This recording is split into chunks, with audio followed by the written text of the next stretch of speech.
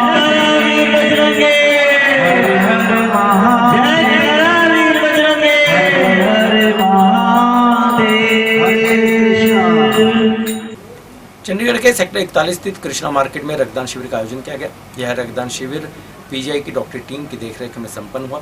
यहाँ पर दुकानदारों और कामगारों के साथ साथ आसपास के लोगों ने भी रक्तदान किया। चंडीगढ़ के सेक्टर 41 स्थित कृष्णा मार्केट में रक्तदान शिविर का आयोजन किया गया। यह शिविर स्वर्गीय श्री किशन लाल जैन की याद में लगाया गया था। रक्तदान शिविर में न सिर्फ मार्केट के दुकानदारों कामगारों ने रक्तदान किया, बल्कि आम लोग भी यहां पर पहुंचे और रक्तदान किया। रक्तदानियों को मार्केट कमेटी की ओर से सर्टिफिकेट और पारितोषिक देकर सम्मानित भी किया गया। वहीं रक्तदान शिविर में व्यापार मंडल के अध्यक्ष कैलाश जैन मुख्य अतिथि के रूप में शामिल हुए। शिविर में उनका स्वागत सुनील जैन ने गुलदस्ता देकर किया। इसके बाद कैलाश जैन ने रक्तदानियों का हौसला अफजाई की, रक्तदानियों से मिले और उनको प्रेरित किया। देखो जी, मैं ये मानता हूँ, सारी दुनिया ही मानती है, रक्तदान महादान। सबसे बड़ा दान जो है वो रक्तदान होता है। एक रक्त दे के हम कई आदमियों की ज़िंदगी बचा सकते हैं। और आज ये जो कैंप ऑर्गेनाइज़ किया गया है, ये सेक्टर 41 की मार्केट में, ये हमारे भाई हैं सुनील जैन, अनिल जैन और नवीन जैन, इनके पिताजी की आज बरसी के ऊपर ये ब्लड डोनेशन कैंप का ऑर्गेनाइज़ किया गया है। और इसके लिए जो शिव कावड़ महासंघ चैरिटेबल सोसाइटी है, शिव शंभू सेवा दल सेक्टर 45 वाले जो है, ये लगातार रक्तदान करवाते रहते हैं और कैंप लगाते रहते हैं। मैं इन सब को बहुत बहुत बधाई और बहुत बहुत शुभकामनाएं देता हूं कि इन्होंने इतना पुण्य का काम किया है कि जो शब्दों में बयान करना मुश्किल है। और मेरा ये मानना, मैं सबसे पहले मैं बधाई देता हूं सुनील जैन एंड इनके भाइयों को कि जिन्होंने अपने पिताजी की बरसी पर ये काम किया है, ये रक्तदान लगाया है। और मैं एक ये संदेश भी देना चाहता हूँ कि बुज़ुर्गों के बरसी पे हम कहीं कोई पार्टी करते हैं, कोई ऐसी कोई पंडितों को खाना खिलाते हैं या कुछ भी करते हैं, उन सबसे ज़्यादा पुण्य का काम रक्तदान है। अगर इससे ये प्रेरणा लेकर लोग चाहें तो ये अगर अपने अपने बुज़ुर्गों की बरसी पे रक्तदान कैंप लगाएंगे तो बहुत अच्छा होगा। समाज के लिए भी अच्छा होगा, देश के लिए भी अच्छा होगा। और हमारा जो समाज में जो रक्त की कमी से जो लोग मर रहे हैं या जिनकी प्रॉब्लम होती है, वो पूरी हो पाएगी। बहुत बहुत शुभकामनाएं। इस मौके पर उन्होंने कहा कि रक्तदान महान दान है और हर किसी को इस महान दान में आगे आना चाहिए और आकर रक्तदान अवश्य करना चाहिए, क्योंकि क्या पता आपका रक्तदान कितने लोगों की जिंदगी बचा सकता है। शिविर के आयोजकों का कहना था कि उनकी तरफ से इस तरह से आयोजन किए जाते रहे हैं और भविष्य में भी यह क्रम जारी रहेगा। ये प्रेरणा हमारे पिताजी से मिली है हमें। उससे पहले भी जब वो कोरोना में पूरे हुए, उससे पहले उन्होंने यही बात की थी। हमारे पंकज जी हैं, उनसे भी ये कहा था, भैया एक ब्लड कैंप लगाओ और मिल के लगाओ, अच्छा है, ये करेगा। तो वही प्रेरणा हमारी आती है। हमारे पिताजी भी इन कामों से जुड़े रहते थे, कभी किसी की सेवा करनी, कभी की सेवा करनी है, ब्लड कैंप वगैरह की, तो वो राइज करते रहते थे। तो वही हमसे उनसे प्रेरणा हमें मिली है, वही चलता आ रहा है। कोरोना वॉरियर्स के रूप में उभर कर सामने आई मां मनसा देवी निष्काम सेवक संघ के सदस्यों को सम्मानित किया गया है। कोरोना वॉरियर्स के रूप में उन्हें सम्मान मिला है। यह कार्यक्रम सेक्टर 41 में संपन्न हुआ। कोरोना काल में आगे बढ़कर काम करने वाले मां मनसा देवी निष्काम सेवक संघ के अध्यक्ष टिंकू नागपाल, महासचिव अमित जिंदल और संघ के सदस्य पंकज गोयल को पीजीआई की मेडिकल एंड ब्लड ट्रांसफ्यूजन की डॉक्टरी टीम ने सम्मानित किया है। संघ द्वारा कोरोना काल के दौरान सहायतार्थ कदम आगे बढ़ाए गए और जरूरतमंदों को भोजन के पैकेट उपलब्ध करवाए गए, जिसमें उनकी ओर से 3500 से ज़्यादा भोजन के पैकेट जरूरतमंदों तक पहुंचाए गए। इसके लिए पीजीआई की department of medical and blood transfusion की डॉक्टरी टीम ने उन्हें प्रशस्ति पत्र देकर संघ के सदस्यों को सम्मानित किया और संघ की ओर से घोषणा की गई कि इस तरह के कार्यक्रम जब भी जरूरत पड़ेगी तो वह आगे आकर अवश्य करेंगे। भविष्य में जन कल्याण के कार्यक्रम में उनका प्रयास लगातार जारी रहेगा। संदेश सर, आज बहुत बढ़िया काम एक सेक्टर 41 की मार्केट वालों ने किया है। ब्लड डोनेशन कैंप हमारे जैन साहब जी ने अपने फादर जी की पुण्यतिथि के उपलक्ष्य में जो उसका आयोजन किया है, ये बहुत ही एक नेक काम है। हमें सबको इसको बढ़ चढ़ कर इसमें हिस्सा लेना चाहिए। जैसे हमारे जैन साहब ने बताया, जैसे कभी भी कोई किसी की पुण्यतिथि होती है तो हम किसी को खाना भी खिलाते हैं, लेकिन सबसे बड़ा काम है यदि हम रक्तदान करेंगे तो ये समाज के लिए भी अच्छा होगा, हमारे देश के लिए भी अच्छा होगा। ये रक्त किसी न किसी के काम भी आएगा। सर, मैं अकेला कोरोना वायरस नहीं हूँ, हमारी संस्था ने सबने मिलकर काम किया है। ये खाली मेरा अकेले का काम नहीं था, हम सब ने मिलकर 500 लोगों का हमने लंगर शुरू किया था, जो हमारे माता रानी की कृपा से वो 3500 तक हम ले गए थे जी। उसके बाद हमने पानी के कैंपर और दवाइयाँ वगैरह, बच्चों की फीसें वगैरह, ये हम सब ने मिलकर काम किया था। ये अकेला मैं नहीं हूँ, हमारी पूरी माँ मनसा देवी निष्काम सेवक संघ के सभी सदस्य हैं जी। सर उस टाइम सब कुछ बनता, कहीं कोई भी घर से बाहर नहीं निकलता था। उस टाइम हमारे घर वाले मना करते थे निकलने के लिए, मगर हमने सेवा करने के लिए घर से निकले। किसी को भी कोई खाने की ज़रूरत होती थी या कुछ भी दवाई की ज़रूरत होती थी, मगर हमने बिना देखे घर के बातें सुने हम घर से निकले, हर जगह सेवा करते रहे। हर जगह हम उस टाइम खाना पहुंचाते रहे हैं, जहाँ जहाँ भी किसी को ज़रूरत होती थी। जो राशन भी किसी को, काफ़ी लोगों को राशन भी प्रोवाइड करवाया है। जो राशन नहीं ले पा रहे थे, उस टाइम लोगों के पास पैसे नहीं थे, घर पे फ्री बैठे हुए थे 3 महीने से, कोई काम नहीं था, कोई कुछ नहीं था। उस टाइम हर जगह से अरेंज करवा के उनको राशन भी पहुँचाया है। चंडीगढ़ के सेक्टर 32 में इस समय स्थिति या फिर स्वच्छता अभियान की जैसे बात हो रही है, तो सेक्टर 32 में कहीं पर भी यह स्वच्छता अभियान देखने को नहीं मिला है। पार्कों की हालत खस्ता है, सड़कों की हालत खस्ता है, रेजिडेंशियल एरिया में हालत लोगों की खस्ता है। बार बार कंप्लेंट की जा रही है, शिकायतें दे रही हैं, लेकिन सुनवाई करने वाला कोई नहीं। चंडीगढ़ में जगह जगह गंदगी के ढेर अमूमन देखने को मिल जाते हैं, लेकिन चंडीगढ़ नगर निगम का दावा है कि चंडीगढ़ में सफाई और स्वच्छता में नंबर 1 के लिए उनके प्रयास दिन रात जारी हैं। हाल ही में नगर निगम और प्रशासन द्वारा अमृत महोत्सव मनाया गया, जिसमें यह भी दावा किया गया कि चंडीगढ़ में जगह जगह नगर निगम द्वारा स्वच्छता अभियान चलाया गया है, लेकिन इसकी धरातल पर सच्चाई क्या है, इसके बारे में पता करने के लिए हमने कोशिश की।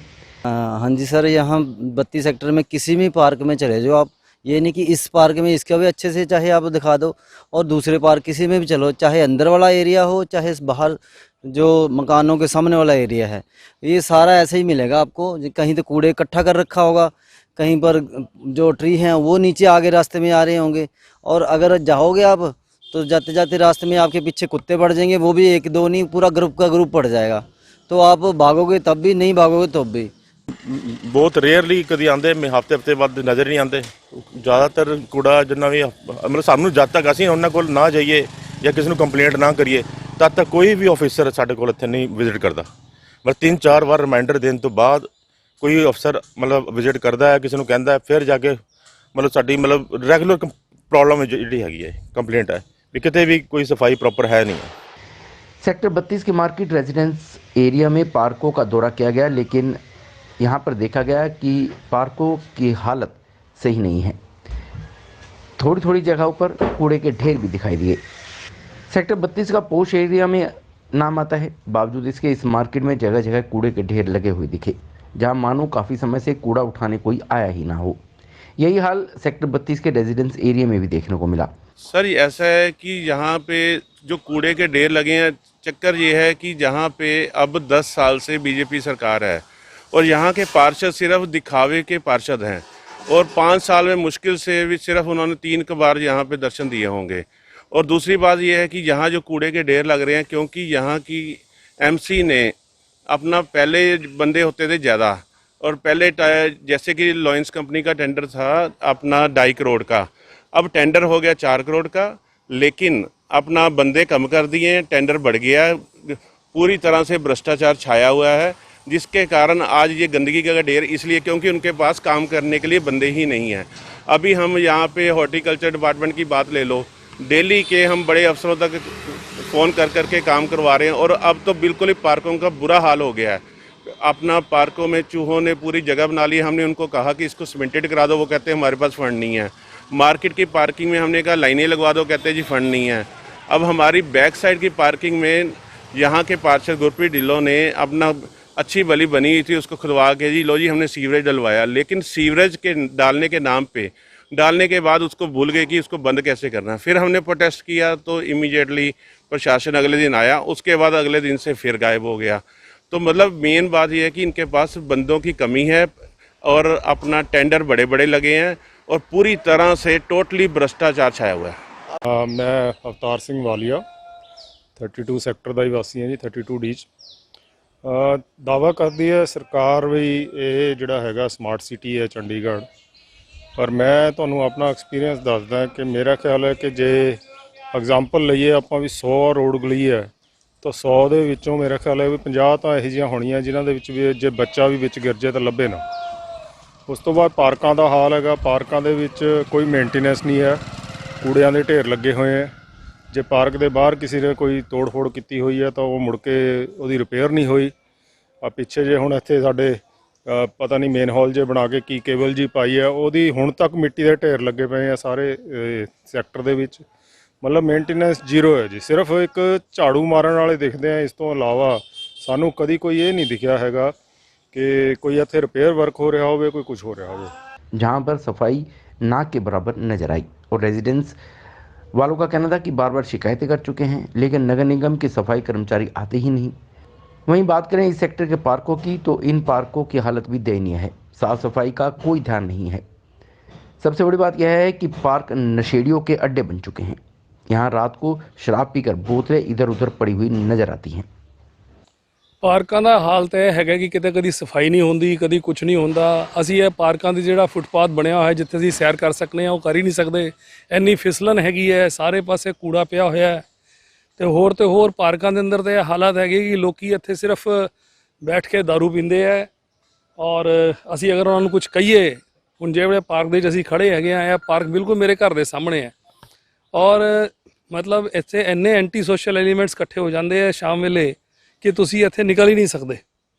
हाँ सर, ये तो है ही है कि एक तो पार्कों की सफाई हो नहीं रही है, बिल इतने ज़्यादा है कि हम इवन चल भी नहीं सकते हैं। और कई बार तो यहाँ लोग आके बैठे रहते हैं, शराब वगैरह पीते हैं। अब हम उनको क्या बोल सकते हैं, क्योंकि हमें अपना डर है कि हम किसी को बोलेंगे तो वो कल को हो सकता है कि हमें टीज़ करे या कुछ करे, तो इसलिए हम तो कुछ बोलते ही नहीं है। बट ये है कि प्रशासन को चाहिए कि कम से कम ग्राउंड्स की तो प्रॉपर देखभाल करें कि इतने चूहे हो गए हैं कि सैर करने के लिए कोई जगह ही नहीं है। अगर पार्क बनाए कम से कम उनको सफाई तो उनकी होनी चाहिए।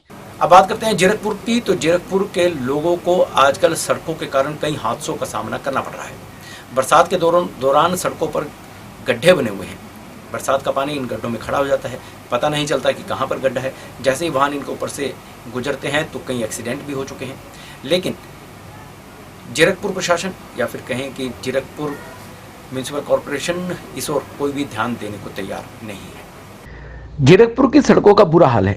जीरकपुर में जगह जगह सड़कों पर गड्ढे पड़े हैं जिनके कारण कई बार लोगों की गाड़ियों तक खराब हो चुकी हैं, हादसे हो चुके हैं।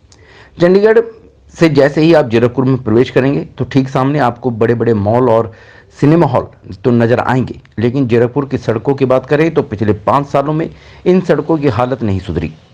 जीरकपुर से काफ़ी संख्या में लोग चंडीगढ़ में अपने कामकाज के लिए आते हैं और नौकरी पेशा के लिए रोजाना आना पड़ता है।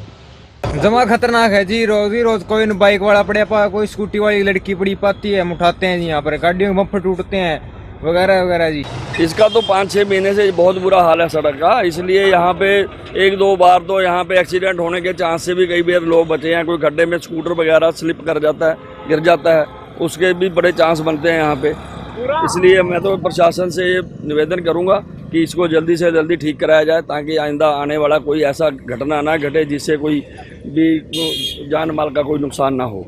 लेकिन यहाँ लोगों को सबसे बड़ी समस्याएं जो पेश आ रही हैं वह है सड़कों की, जिस और सरकार का बिल्कुल ध्यान नहीं है। सड़कों पर 2-2 फीट के गड्ढे पड़े हैं और लोगों को रोजाना इन्हीं गड्ढों से गुजरना पड़ता है। लोगों का कहना है कि रोजाना इन्हीं रास्तों से गुजरते हैं। जीरकपुर की कई समस्याएं हैं, लेकिन पहले प्रमुखता से इन सड़कों की मुरम्मत होनी चाहिए, क्योंकि जब भी बरसात होती है तो सड़कों पर पानी भर जाता है और इन गड्ढों के कारण उनकी गाड़ियां तक खराब हो चुकी हैं और इन्हीं गड्ढों के कारण कई दुर्घटनाएं भी हो चुकी हैं। म्यूनसिपल कॉरपोरेशन को तो पता होता है, हर चीज़ एक एक जर्रा पता होता है। ये निकम्मे बैठे हुए हैं घर में, आराम से उनको सैलरी मिल रही है, न काम करना न धंधा करना। ये सड़क तो हर बारी बरसात जब आने वाली होती है तब रिपेयर करते, पूरे सालों साल ऐसे खड्डे रहते हैं। कई बार बंदे यहाँ पे स्कूटर से गिर गए, सिर में चोट लग गई, एक्सीडेंट हो गए, बहुत सारी घटनाएं हो जाती हैं। इस पर प्रशासन जरा सा भी बिल्कुल लापरवाही से बैठा हुआ, कोई ध्यान नहीं है उसका। ध्यान आप खुद ही देख लो सर, ये देख लो, आप देख भी रहे हो, लाइव भी देख रहे हो। ध्यान होता तो सर इतने थोड़े से बारिश, अब कल परसों बारिश पड़ी थी ना, यहाँ बाइक वाला इतनी जोर से गिरा, वो हमने उठाया जी। तो ये थी शहर में घटित ऐसी खबरें जो हमने आपको बताने का प्रयास किया है। इसके अलावा यदि आप भी अपने शहर की खबरों को जानना चाहते हैं तो आपको सब्सक्राइब करना है रोशन भव और साथ में बेल आइकन दबानी है ताकि जो भी वीडियोस हम अपलोड करते हैं वह आप तक तुरंत उसकी नोटिफिकेशन पहुंच सके। तो सब्सक्राइब कीजिए रोशन भव और देखते रहिए सिटी हलचल। और साथ ही अब रोशन भव पर आप देख सकते हैं रामलीला। तो तो सब्सक्राइब कीजिए रोशन भाई और मुझे यानी अमित रोशन को दीजिए इजाजत। नमस्कार।